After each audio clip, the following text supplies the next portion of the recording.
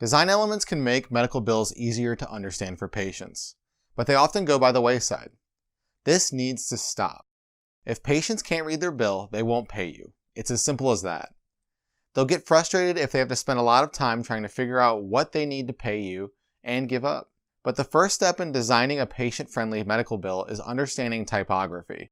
If you don't, it can literally make or break your collection process. This is why your organization must focus on the typography of your statement design to ensure that it's readable. Hi everyone, I'm Matt Moneypenny, and today I'm going to explain aspects of typography to consider when designing statements. Before we get started, make sure that you subscribe to our YouTube channel by clicking the button below. Also hit that alert bell icon so that when we post new helpful content, you get notified.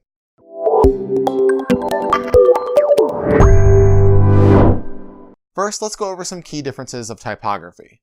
Now, most people know the term font, but this is often confused with typeface.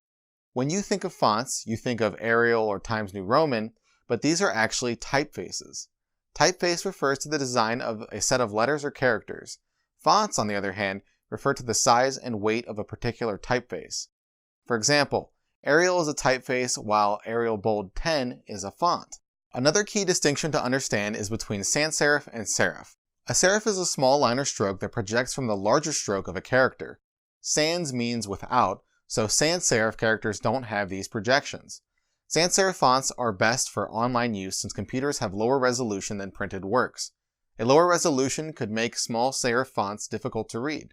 This is why sans serif is better for small on-screen text.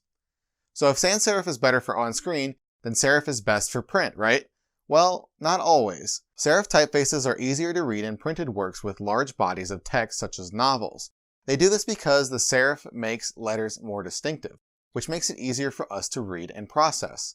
But sans serif typefaces are more common for headlines, captions, and table text. While serif typefaces are good for areas that have a lot of information, consider using sans serifs for shorter sections.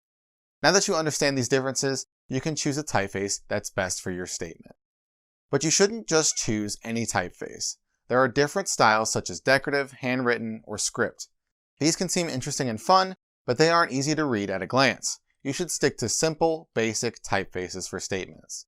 Be careful that you don't overdo it with too many different typefaces. A general rule is to use no more than 2 typefaces, one for headings and one for body text. Using too many creates too much contrast, so it's difficult for your eyes to tell which text is the most important on a page. There are ways to achieve contrast between headings, subheadings, and body text by using only one typeface. This is where fonts become most important. Once you select a typeface, you need to consider the font for each area within your statement. Again, this is the size and weight of the typeface. Different weights and sizes draw attention to the more important details. Making certain information bold and larger emphasizes it more than other information on the page. You don't want to make less important information too small though, because it'll be difficult to read. If it's too small to read, then there's no point in even including it. Keep your demographic in mind when choosing statement text. An older or disabled demographic may have difficulty reading smaller fonts. Luckily, the Americans with Disabilities Act actually gives typeface and design guidelines. These help assure that aging or disabled patients can read what they owe. Different weights can also convey different messages. Heavy and bold weights invoke urgency, almost as if it's shouting at you as you're reading it. Don't use heavy weighted text for information that isn't urgent or important. Poor typography design makes it harder for patients to find the most important information. It's frustrating if they must spend a lot of time reading their bill in order to understand it. But by following these aspects of typography design, you're on your way to sending out patient-friendly statements that are appealing and simple to read. If you'd like to learn more information about typography and other elements of statement design, reach out to eTactics. And you already made it this far into the video, so you might as well like it, share it, and comment below.